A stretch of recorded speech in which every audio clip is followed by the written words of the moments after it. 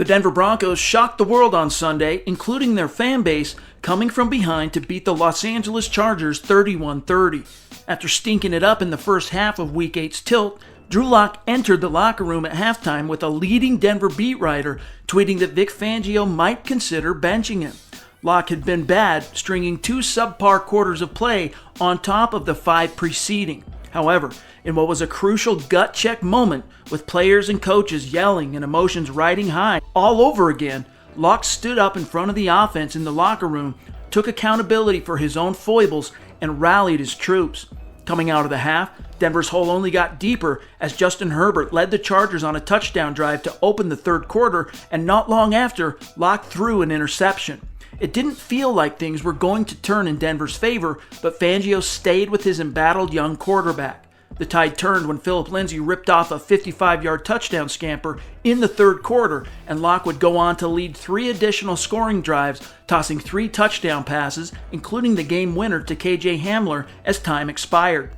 The Broncos conjured up some mile-high magic, emerging victorious. After the game, Lock said, quote, "It was kinda deja vu coming into that locker room again. All the yelling and screaming, offense isn't playing well, blah, blah, blah. I just got up in front of the offense and said, listen, it's so easy for us to come in here and scream and yell and get mad and talk about what we're doing bad, but we just need to man up. And when the plays come our way, we need to make them, myself included. I'm not yelling at y'all. I'm honestly talking to myself right now, screaming at myself. And that's exactly what we went out and did." Close quote. It wasn't always pretty, but Lock & Company flashed that youthful potential and promise that fans have always recognized to be there.